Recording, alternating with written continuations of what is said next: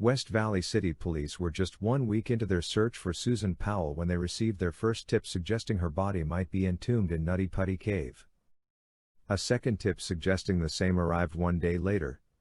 Others followed in the months and years that police spent investigating the Powell case.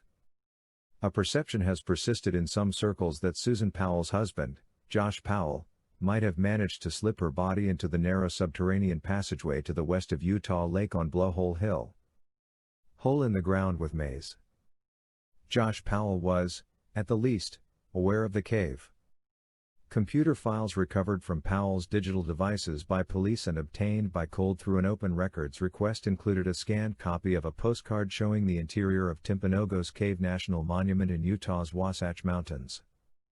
The backside of the postcard, which was also scanned, included a note in Josh Powell's handwriting that read Nutty Putty Caves in Eureka, south of Spanish Fork. Hole in the ground with maze. Police also located thumbnail images on Josh Powell's computer that had been retrieved from the internet late on the afternoon of December 6, 2009, the last day Susan Powell was seen alive. One of those images showed the opening of Nutty Putty Cave. Another showed John Edward Jones, a man who died in the cave less than 2 weeks before Susan Powell disappeared. John Jones, 26, had grown up in Utah but was attending medical school at the University of Virginia in 2009 when he returned home with his pregnant wife and 14-month-old daughter for Thanksgiving. 2 days before Thanksgiving, on November 24, 2009, Jones entered Nutty Putty Cave with 11 other people. While wriggling forward through one particularly tight passageway in a far reach of the cave, Jones became stuck.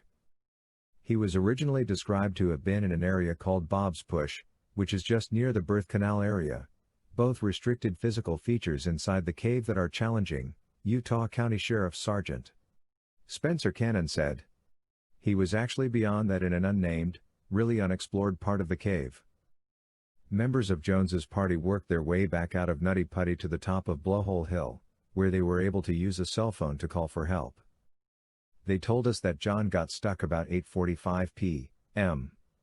We got the notification sometime I believe just before 9:30, Cannon said. Utah County called out its search and rescue team, which had prior experience working to extract stuck spelunkers from Nutty Putty's depths. We had 2 rescues within about a week of each other about 4 years earlier. One was, I don't know, maybe 6 or 7 hours long. The other one was about 11 hours long, Cannon said. In fact, Nutty Putty had been closed to public access for years after those earlier rescues. It had only reopened under an online reservation system managed by a local caving organization in early 2009. The rescuers worked through Tuesday night and into the day on Wednesday attempting to free Jones. They struggled to free him in part because of the angle and position of his body. Jones had been descending headfirst when he became pinned in place. His head pointed downward at an angle of 70 to 80 degrees. The rescuers had little room to move and very little grip with which to pull. To further complicate the situation, Jones's rib cage would catch on a lip of rock when the rescuers attempted to pull him back up and over the crux. They succeeded in rigging a rope and pulley system to help lift him past the obstacle.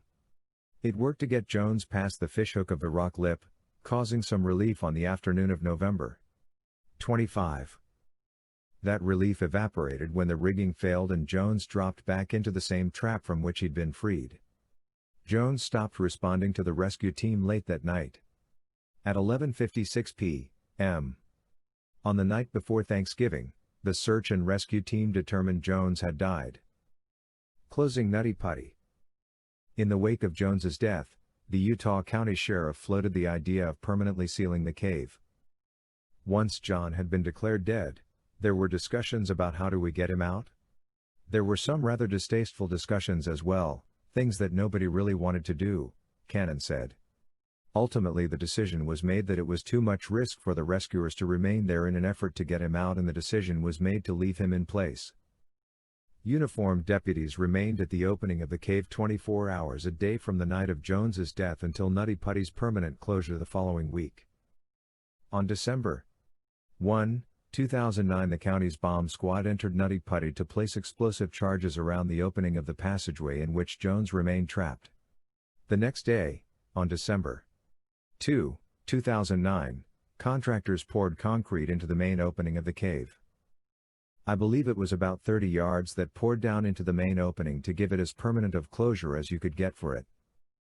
Cannon said given the fact Susan Powell was seen alive after the concrete plug was poured, it is not possible for her body to also be entombed with John Jones. The probability of Susan Powell or anybody else being placed in Nutty Putty Cave after John Jones died inside Nutty Putty Cave is 0, Cannon said.